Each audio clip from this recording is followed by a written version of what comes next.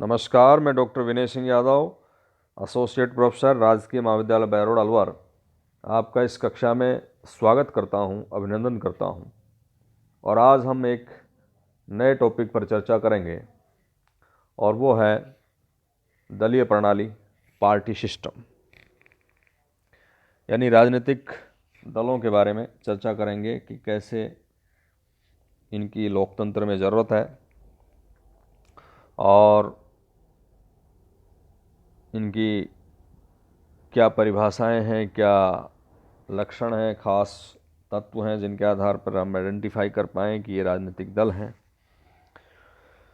इन राजनीतिक दलों का निर्माण कैसे होता है और राजनीतिक दलों की क्या भूमिका है, उनके क्या कार्य हैं,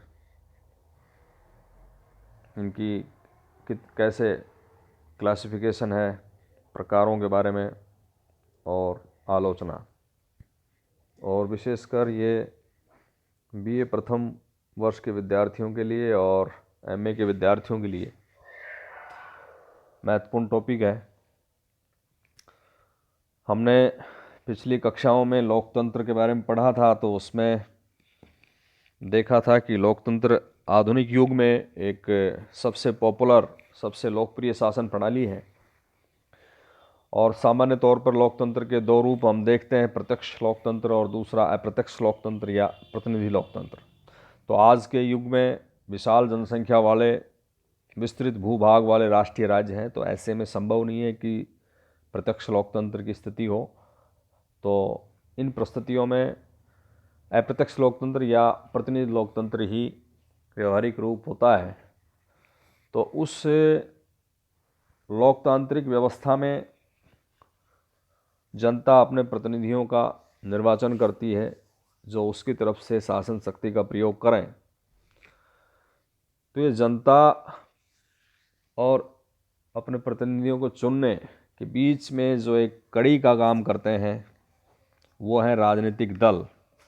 इन राजनीतिक दलों के द्वारा प्रतिनिधियों का निर्वाचन, शासन व्यवस्था के संचालन की संपूर्ण प्रक्रिया को पूर्ण करने का कार्य जो है राजनीतिक दलों के द्वारा किया जाता है। मैरियट ने तो दलों को सरकार की पूरक संस्था कहा है। उनकी इस महत्वपूर्ण भूमिका की वजह से ही राजनीतिक दलों को लाइफ ब्लड ऑफ डेमोक्रेसी कहा जाता है। इस संदर्भ में लॉर्ड ब्राइस कहते हैं कि राजनीतिक दलों का इतिहास जो है वो लोकतंत्र से भी ज़्यादा पुराना है। सभी देशों और हर प्रकार की शासन व्यवस्था में दलों का अस्तित्व रहा है। दलों की इसी भूमिका की वजह से बर्क भी लिखते हैं कि दलीय प्रणाली चाहे पूर्ण रूप से भले के लिए हो या बुरे के लिए हो, प्रजातंत्रात्मक शासन व्यवस्था के लिए अपरिहार्य है। सभी देशों में जो लोकतांत्रिक व्यवस्था रखते हैं, विशेषकर उनमें राजनीतिक दल लोकतंत्र के व्यवहारिक संचालन के लिए आवश्यक होते हैं और राजनीतिक दलों के निर्माण में कई प्रकार के तत्व काम करते हैं। उसमें व्यक्ति की प्रकृति, मजहबी, जातीय, क्षेत्रीय, नस्ल की भिन्नताएं, संपत्ति का असमान वितरण। सीधे सरल शब्दों में कहें तो राजनीतिक दलों के उत्पत्ति के लिए बहुत सारे राजनीतिक प्रश्न, आर्थिक प्रश्न, सामाजिक प्रश्न, धार्मिक प्रश्न होते हैं जिसके आधार पर विभिन्न दलों की उत्पत्ति होती है। जहाँ तक व्यक्ति की प्रकृति का संबंध है तो व्यक्ति हर देश में लगभग 3 प्रकार के होते हैं प्राय: रूढ़िवादी, उदारवादी और उग्र सुधारवादी। और स्वभाव की इस विचित्रता को लेकर अलग अलग पार्टियों का गठन हो सकता है। हम उदाहरण दें ब्रिटेन का, तो ब्रिटेन की कंजर्वेटिव पार्टी और लिबरल जो पार्टी हैं, इस तथ्य का एक अच्छा उदाहरण है। मजहबी, जातीय, क्षेत्रीय, भाषाई आधार पर भी मतभेद की गुंजाइश रहती है और संसाधनों के अभाव, संपत्ति के असमान वितरण से भी समस्याएं पैदा होती हैं। और इन समस्याओं को निपटने के लिए मजदूर दलों या समाजवादी पार्टियों का भी इसमें गठन हुआ है। ब्रिटेन में 17वीं शताब्दी के अंतिम चरण में ही राजनीतिक दलों का विकास हो गया था। तो उन दिनों इन्हें सरकारी दल और देशीय दल यानी कोर्ट पार्टी और कंट्री पार्टी कहा जाता था। सरकारी दल सदा राजा का समर्थन करते थे और देशीय दल उसका विरोध करते थे। बाद में ये दल टोरी दल और व्हिग दल के नाम से विख्यात हुए। अमेरिका में भी जिस समय संविधान का निर्माण हुआ उस समय दो विरोधी विचारधाराएं मौजूद थी। एक तो हैमिल्टन गुट था जो केंद्रीय सरकार को अधिक शक्तिशाली बनाना चाहता था, और दूसरी तरफ जेफरसन और उसके समर्थक थे जो केंद्र की शक्ति को सीमित रखना चाहते थे। तो कहने का मतलब ये है कि राजनीतिक दलों के निर्माण के पीछे कई आधार होते हैं। अब हम देखें कि राजनीतिक दल की क्या अर्थ और परिभाषा है। तो उसमें कई विद्वानों ने राजनीतिक दलों को परिभाषित करने की कोशिश की है। तो उसमें एडमंड बर्क का नाम विशेष रूप से सामने आता है। वो कहते हैं कि राजनीतिक दल मनुष्यों का ऐसा समूह है जो किसी सर्वमान्य सिद्धांत के आधार पर सामूहिक प्रयत्नों के द्वारा राष्ट्र हित को बढ़ाने की कोशिश करता है। अब ये एडमंड बर्क ने जो परिभाषा दी है इसमें राजनीतिक दलों के 3 प्रमुख लक्षण निकल कर आते हैं। पहला, मनुष्यों का एक संगठित समूह है। दूसरी खास बात, कुछ सर्वमान्य सिद्धांत होते हैं। और तीसरी खास बात है कि राष्ट्र हित के लिए कार्य करना। उनकी परिभाषा यही है कि राजनीतिक दल मनुष्यों का ऐसा समूह है जो किसी सर्वमान्य सिद्धांत के आधार पर सामूहिक प्रयत्नों के द्वारा राष्ट्र हित को बढ़ावा देने की कोशिश करता है। प्रोफेसर गैटल की भी परिभाषा है, और ये गैटल के शब्दों में हम उद्धृत कर सकते हैं राजनीतिक दलों की परिभाषा को कि राजनीतिक दल एक ऐसे संगठित जन समूह का नाम है जो एक राजनीतिक इकाई के रूप में कार्य करता है तथा जो मताधिकार के माध्यम से शासन तंत्र पर अपना नियंत्रण कायम कर लेता है। शासन तंत्र को इसलिए वह अपने हाथ में लेता है और शासन तंत्र को इसलिए अपने हाथ में लेता है कि वह अपनी नीतियों को लागू कर सके। तो गैटल की इस परिभाषा से भी कुछ लक्षण निकल कर आते हैं कि एक तो संगठन, उन्होंने कहा है कि राजनीतिक दल एक संगठित जनसमूह का नाम है, तो संगठन। दूसरा, राजनीतिक उद्देश्यों की एकता।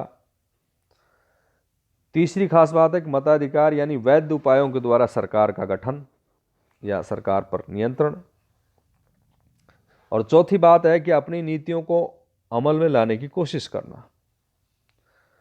तो ये एडमंड बर्क और गैटल की परिभाषा से समझ में आ जाती है कि भाई राजनीतिक दल जो है मनुष्यों का एक कोई समूह है, गठन है।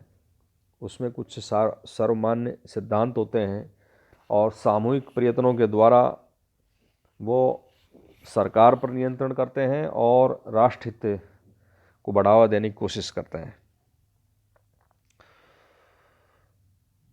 आधुनिक विद्वान भी कुछ हुए हैं जिसमें मॉरिस डुवर्जर और जे शुम्पीटर जैसे कुछ वर्तमान लेखकों का ये कहना है कि राजनीतिक दल केवल सत्ता अथियाने के साधन बन गए हैं, सिद्धांत और नीति केवल गौण चीज बन गई हैं।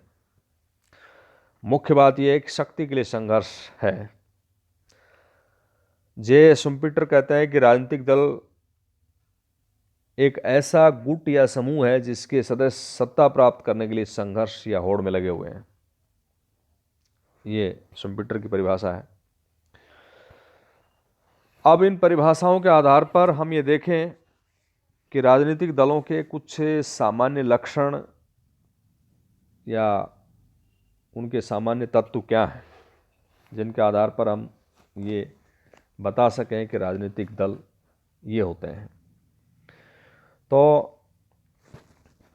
उन परिभाषाओं से भी सिद्ध होता है। और ये लक्षण जो हैं इनसे भी ये चीज़ होगी कि एक तो संगठन होता है, प्रत्येक दल अपने को संगठित करने की कोशिश करता है। दल की एक राष्ट्रीय कार्यकारिणी समिति होती है और उसके नीचे प्रांतीय और प्रादेशिक समितियां होती हैं। इन प्रादेशिक समितियों के नीचे जिला और नगर समितियां होती हैं और उनके पीछे ग्राम समितियां होते हैं। तो वैसे दलीय संगठन का हर देश में एक जैसा रूप नहीं होता। राष्ट्रीय समिति दल की नीतियां कार्यक्रम तय करती हैं। अमेरिका में दो प्रमुख जो दल हैं, डेमोक्रेटिक पार्टी और रिपब्लिकन पार्टी, की राष्ट्रीय समितियां ही राष्ट्रपति पद के लिए उम्मीदवारों का चयन करती हैं। ब्रिटेन में राजनीतिक दलों का अनुशासन बहुत कठोर है, जबकि अमेरिकी दल पद्धति अपने ढीले ढाले प्रबंध के लिए प्रसिद्ध है। कम्युनिस्ट पार्टियां अनुशासन पर बहुत जोर देती हैं। कम्युनिस्ट देशों में पार्टी जो निर्णय ले लेती है सभी सदस्यों के लिए बंधनकारी होते हैं। भारत में कई प्रमुख दलों में फिलहाल अनुशासनहीनता का बोलबाला है, लेकिन एक सामान्य तत्व यह है कि राजनीतिक दल का प्रथम आवश्यक तत्व यही है कि वो संगठन उनका होना चाहिए। यानी सार्वजनिक समस्याओं के संबंध में एक प्रकार का विचार रखने वाले व्यक्ति जब तक संगठित ना हो, संगठन ना बनाए, तब तक वो राजनीतिक दल नहीं बन सकता।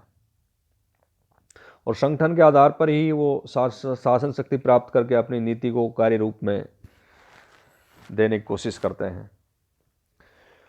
दूसरा है सामान्य सिद्धांतों की एकता।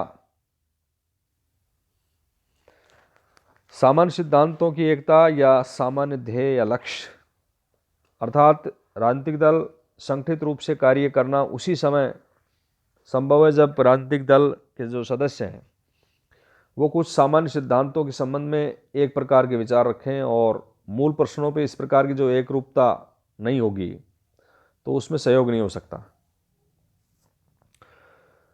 यदि कुछ सिद्धांतहीन संगठन इस तरह से बन जाते हैं तो उनको राजनीतिक दल नहीं कह सकते, उनको गुट कह सकते हैं।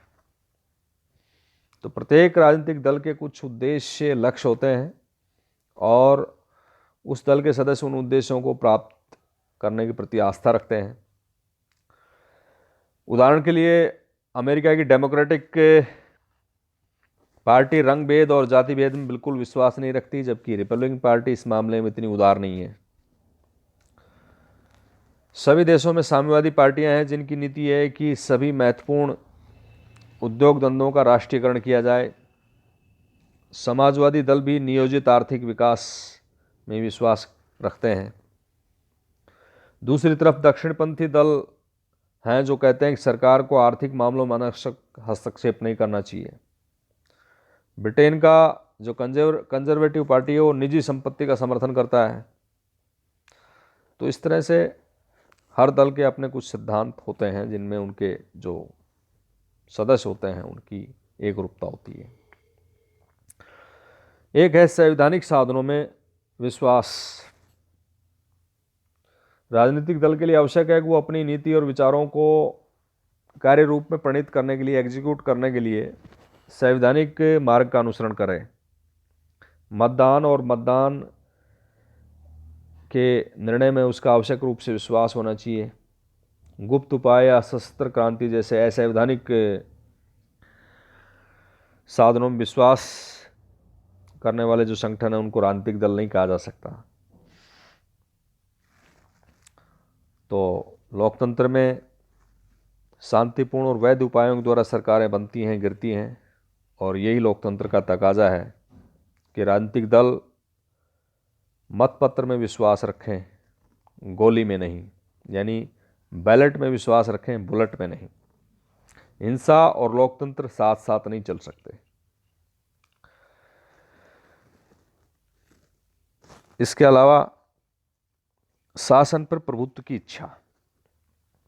राजनीतिक दल का एक प्रमुख तत्व यह भी होता है कि उसका उद्देश्य शासन पर प्रभुत्व स्थापित करके अपने विचारों और जो नीति कार्यक्रम है उसको कार्य रूप में प्रणीत करना होता है। यदि कोई संगठन शासन के बाहर रहकर कार्य करता है तो वो राजनीतिक दल उसको नहीं कहा जा सकता, वो दबाव समूहित समूह हो सकते हैं। और एक है राष्ट्रहित। राजनीतिक दल के लिए आवश्यक है कि उसके द्वारा किसी विशेष धर्म, जाति, वर्ग के लिए को दृष्टि में रख करके काम नहीं करके, बल्कि संपूर्ण राज्य के हित में कार्य किया जाना चाहिए। और इसी वजह से बर्क ने राजनीतिक दल की परिभाषा देते हुए कहा है कि राष्ट्रीय हित में वृद्धि के लिए संगठित राजनीतिक समुदाय होते हैं। तो ये राजनीतिक दलों के कुछ सामान्य लक्षण हैं जिसको अन्य गुटों, संगठनों से हम अलग आइडेंटिफाई कर सकते हैं। आगे हम चर्चा करेंगे राजनीतिक दलों के भूमिका, कार्य, वर्गीकरण, प्रकार इत्यादि विषयों पर। धन्यवाद।